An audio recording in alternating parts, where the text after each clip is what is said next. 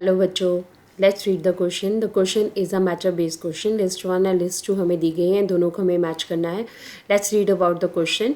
ए says national development, B says human development, C says economic development. ठीक है, list B में हमें दिया गया है ओनली द मॉनेटरी एस्पेक्ट्स। ठीक है, इसमें सिर्फ मॉनेटरी एस्पेक्ट्स की बात की जाती है।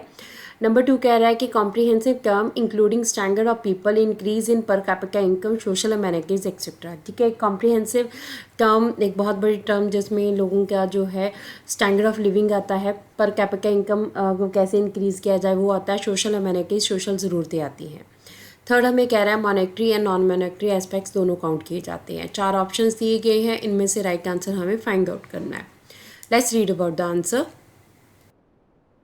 सबसे पहले हमें नेशनल डेवलपमेंट की बात की गई है, तो नेशनल डेवलपमेंट में हमारे पास आएगा comprehensive term including standard of the people, increase in the per capita income, social amenities etcetera. National development में हमारे पास आएगा कि कॉम्प्रिहेंसिव डेवलपमेंट है, मतलब काफ़ी जो है बड़ी टर्म है जिसमें हम पर कैपिटा इनकम की बात भी करते हैं, सोशल अमेनिटीज़ की बात भी करते हैं, और कैसे पर कैपिटा इनकम को बढ़ाया जाना है, स्टैंडर्ड ऑफ लिविंग लोगों का जो है वो इम्प्रूव होना है, ये सब इसमें आता है। तो हमारे पास नेशनल डेवलपमेंट जो है वो कॉम्प्रिहेंसिव टर्म है, including standard of people, increasing per capita income, social amenities etcetera. So number 2 की तरफ अगर हम देखें तो ह्यूमन डेवलपमेंट की बात हो रही है। ह्यूमन डेवलपमेंट में includes both the monetary and non monetary aspects में आते हैं। देखिए, ह्यूमन डेवलपमेंट की अगर हम बात करते हैं, monetary and non monetary aspects दोनों इसमें आते हैं।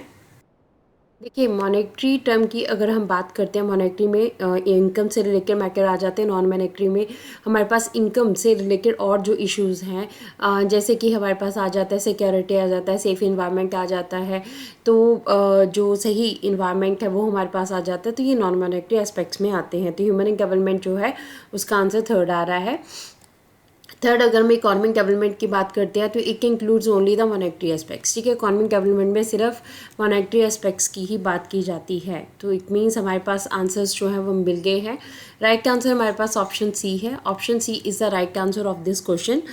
अगर हम ऑप्शन सी को देखें तो ए का जो है हमारे पास आंसर है वो 2 है, बिल्कुल सही।